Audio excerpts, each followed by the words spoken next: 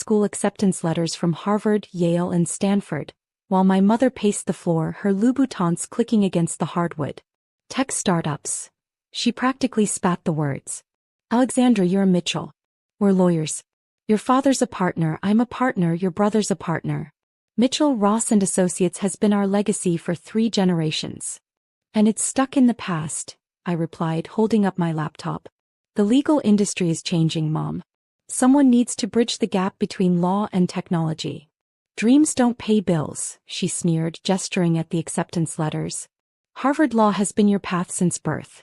The corner office at Mitchell Ross has your name on it, literally. She wasn't exaggerating.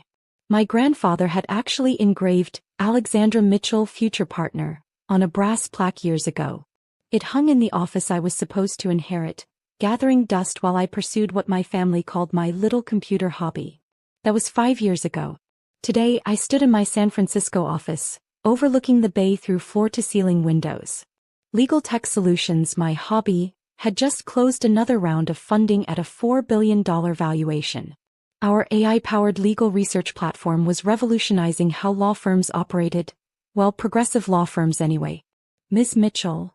My assistant's voice came through the intercom. Your brother James is on line 1. He says it's urgent. I smiled, knowing exactly why he was calling. The news had probably just hit the legal trades.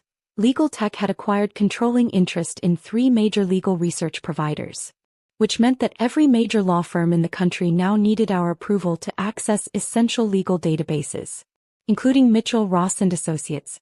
Hello, James, I answered, keeping my voice neutral. Lex. He sounded breathless, using my childhood nickname for the first time in years. Tell me it's not true. You'll have to be more specific. The acquisitions. The controlling stake in LexisNexis. God, Lex, do you know what this means? I glanced at my second screen where I could see real-time data showing law firms scrambling to secure access to our platforms. Mitchell Ross was one of the few holdouts still clinging to their outdated systems. It means the industry is evolving, I said. Just like I tried to tell Mom and Dad 5 years ago. The partners are in panic mode, he continued. Dad's called an emergency meeting. They're saying without access to these databases, we could lose half our clients within months. Funny how technology matters now, isn't it? There was a long pause. Will you come to the meeting? I thought about that brass plaque probably still hanging in that empty office. When? Tomorrow morning. Please, Lex. The firm. It's family. Family. I laughed softly. The same family that called me a dreamer? That said I was throwing my life away. We were wrong, he said quietly. Obviously. I pulled up Mitchell Ross's financial records. Being public had its disadvantages for them. Their billable hours were down 30% year-over-year. Their client retention rate was plummeting. They needed more than just database access. They needed a complete digital transformation. Okay, I said finally. I'll be there. But James. Yeah. Tell Mom to wear comfortable shoes. This meeting might run long. I hung up and turned to my window, watching the sunset paint the bay in shades of gold. On my desk sat my own brass plaque, a gift from my team after our first billion-dollar valuation, Alexandra Mitchell, dreamer and CEO. Sometimes dreams don't just pay bills, they change entire industries. My phone buzzed with a text from Mom. The partners want to know your terms. I smiled, thinking of all the family dinners where they'd dismissed my ideas, all the holidays where they'd asked when I was going to grow up and join the real world. No terms yet, I texted back. Just coming to hear what the great Mitchell Ross and Associates thinks about technology now. Tomorrow would be interesting indeed. The next morning, I walked into Mitchell Ross and Associates' Manhattan office for the first time in 5 years. The receptionist did a double take. She remembered me as the rebellious Mitchell daughter who'd abandoned the family legacy. Nothing had changed. Same dark wood paneling, same oil paintings of stern-faced founding partners, same leather-bound law books that hadn't been opened in years. Even the brass plaque was still there, mocking everyone who passed that empty corner office. Alexandra. My mother's voice cut through my observations. She stood in her perfect Chanel suit, but her usual confidence seemed forced. The partners are waiting. Are they?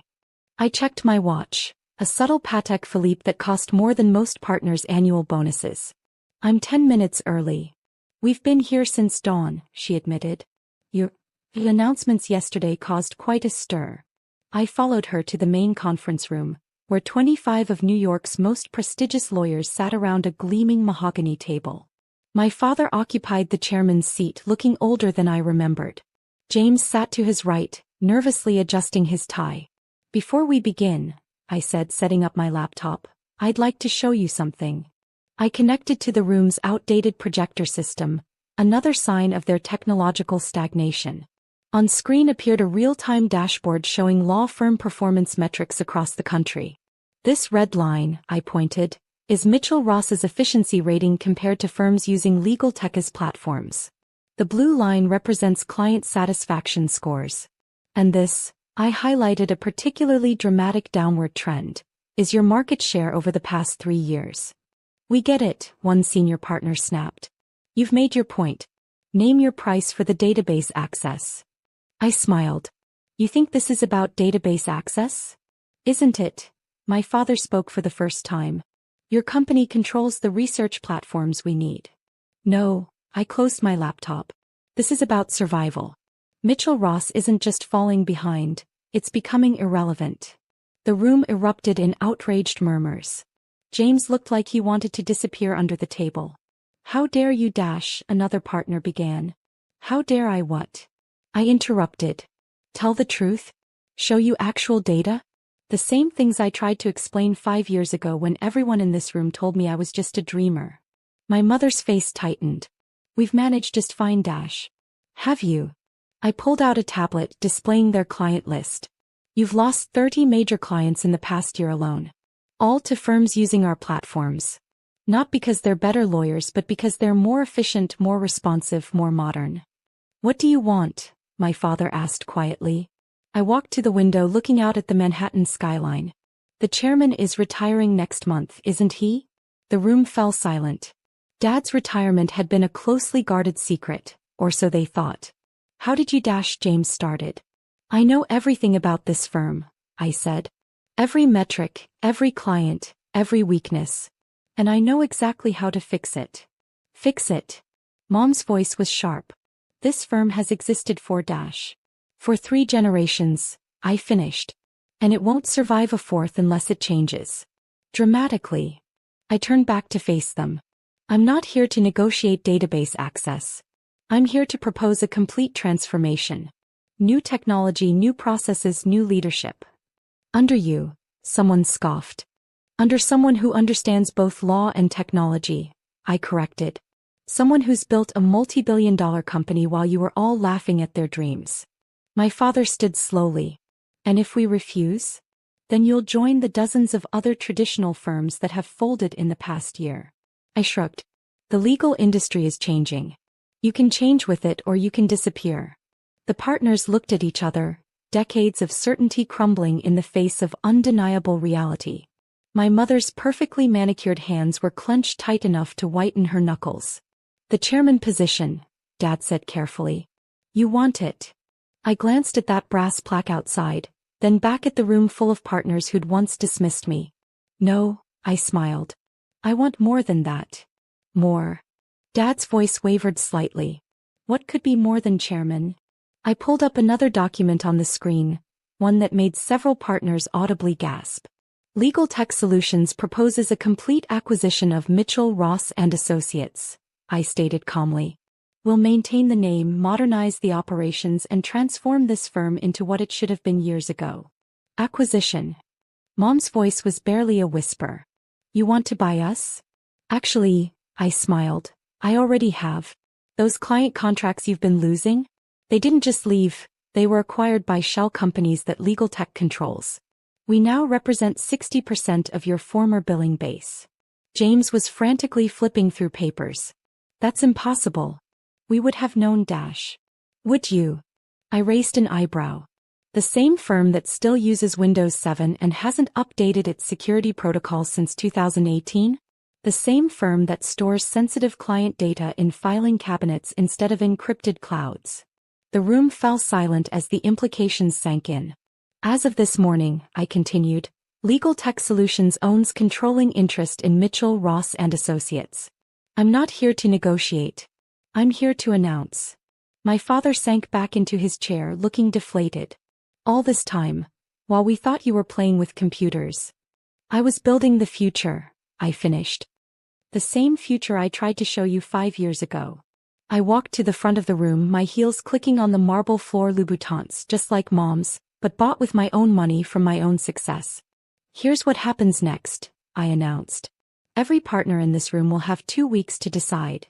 Join the new Mitchell Ross, complete with full digital integration, modern practices, and actual work-life balance, or retire with a generous package. And leadership? One of the younger partners asked. A new board combining legal expertise with technological innovation.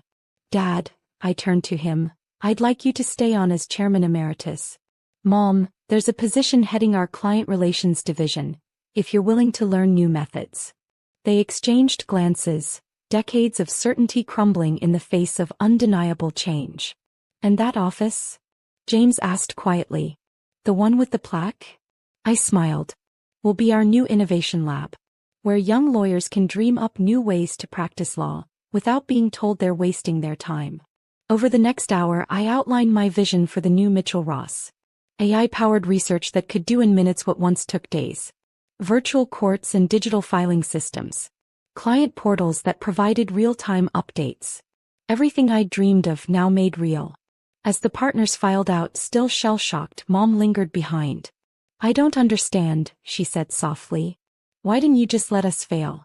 After how we treated you? Because despite everything, I replied, this firm is family. And family doesn't let family become obsolete. 1 month later, I stood in the newly renovated offices of Mitchell Ross and Digital Solutions. The dark wood had been replaced with glass and light. The oil paintings now hung alongside digital displays showing real-time case metrics. And that brass plaque? It was mounted in the innovation lab under a new one that read, Dreams built this. Dad stopped by my office. My actual office, not the one they'd planned for me, late one evening. You know what the strangest part is? He mused, watching our lawyers collaborate with AI systems he'd once dismissed as fantasy. You actually did end up exactly where we wanted you. How do you figure? Running Mitchell Ross, he smiled slightly. Just not the way we expected. I thought about that scared but determined young woman who'd walked away from a guaranteed future to chase an uncertain dream. No, I corrected him. I ended up exactly where I wanted to be. You just couldn't see it then. Sometimes the best revenge isn't proving people wrong. It's proving yourself right so thoroughly that they have no choice but to join your dream. And sometimes, just sometimes, the corner